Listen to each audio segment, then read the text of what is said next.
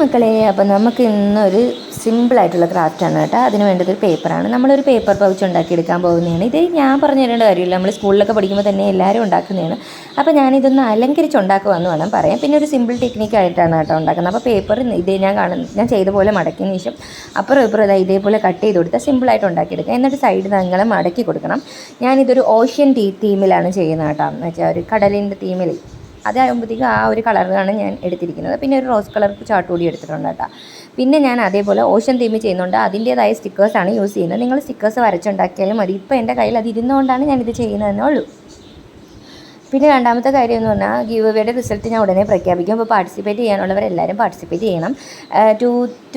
2000 സബ്സ്ക്രൈബേഴ്സിൻ്റെതിന് ഞാൻ നിങ്ങൾക്ക് stationery items തന്നാലോ എന്ന് വിചാരിക്കുന്നത്. അതായത് ഒരു സ്കൂളിലേക്ക് ആവശ്യമായിട്ടുള്ള സാധനങ്ങൾ. ഇപ്പോൾ എന്തായാലും സ്കൂൾ 2 മാസം കഴിയുമ്പോൾ തുറക്കുമല്ലോ. അപ്പോൾ ഞാൻ അങ്ങനെ തന്നാലോ എന്ന് വിചാരിക്കുന്നുണ്ട്.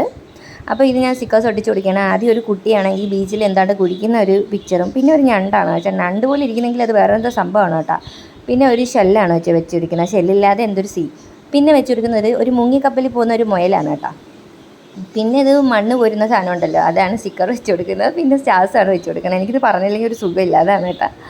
പിന്നെ എന്താണ് സംഭവം എന്ന് പറഞ്ഞു കഴിഞ്ഞാൽ അപ്പോൾ സ്കൂൾ തുറക്കുന്നതിനുമായിട്ടനുബന്ധിച്ച് സാധനങ്ങൾ വെക്കാമെന്നാണ് വിചാരിക്കുന്നത്. പിന്നെ ഞാൻ ഒരാൾക്കായിരിക്കും കേട്ടോ 2000 സബ്സ്ക്രൈബറിൻ്റെ ഗീവ് അവേ മൊത്തം ഐറ്റംസും കൊടുക്കുന്നത്. കാരണം എൻ്റെ കുറച്ച് സ്മോൾ ചാനലല്ലേ, അപ്പം ഒരുപാട് പേർക്ക് കൊടുക്കാനുള്ള ഇത് ആയിട്ടില്ലല്ലോ. അപ്പോൾ ഒരാൾക്ക് എല്ലാം കൂടി കൊടുക്കാം എന്നാണ് ഞാൻ വിചാരിക്കുന്നത്.